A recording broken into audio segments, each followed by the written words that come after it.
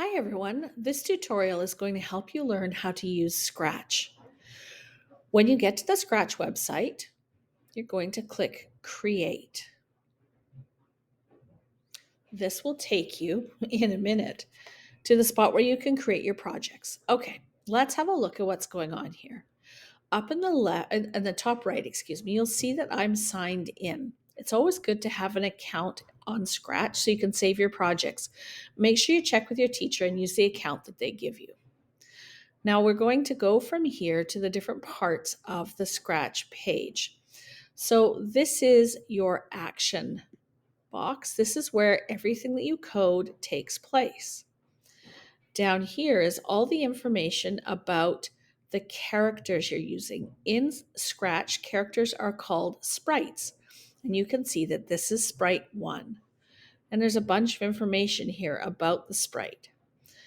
We can also talk about stages or backgrounds. And you can see right now, I don't actually have a stage or a background in this area. Now up here, we can change things around a bit, like making this action take up the full screen. We're not going to worry too much about that right now. The next section that we're going to look at is this section here. This is where you build your code to make things happen. So we can increase the size of this or decrease so that it's easier to see. Then over here, this is like your toolkit, this whole section here. All of the pieces of code that you use are here and they're color coded. So blue has to do with motion or movement. Purple has to do with how your character looks and also sometimes backdrops. Pink has to do with sounds.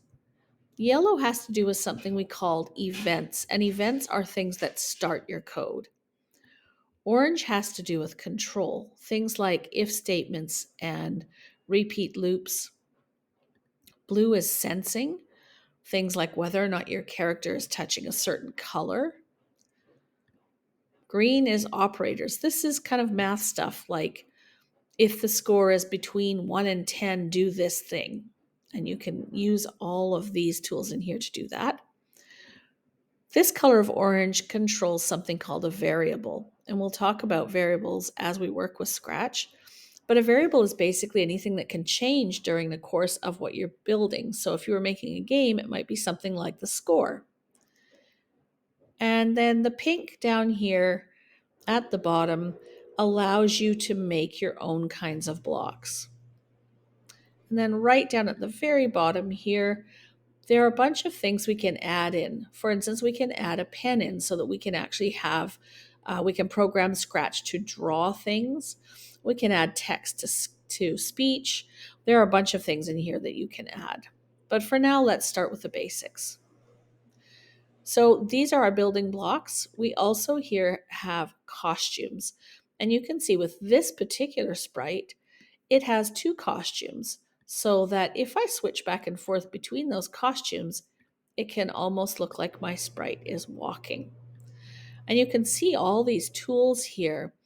I can change my sprite, I can change the color, I can paint it. I could even create my own brand new sprite if I were really good at drawing and wanted to try that.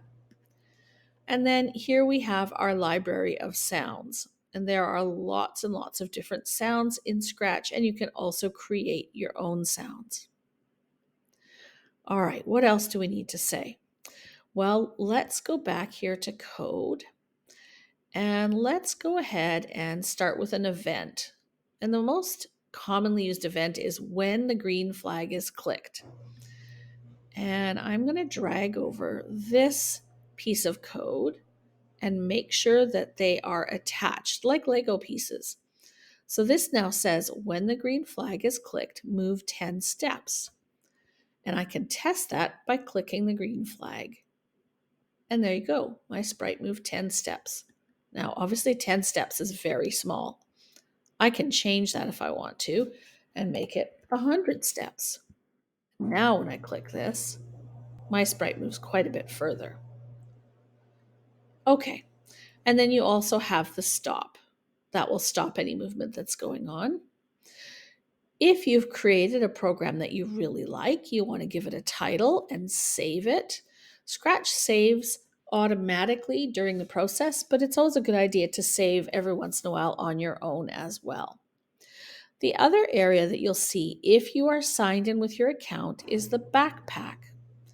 The backpack is a place that you can drag code that you want to save and use again somewhere else. Finally, I'm going to show you the tutorials. These tutorials, and there are lots of them, show you how to start doing things in Scratch. This is what I'd like you to spend your time doing this week before I see you next week. So go through, pick some different Scratch games, pick something that looks interesting to you, and give it a try. These will help you learn how to use the basics in Scratch.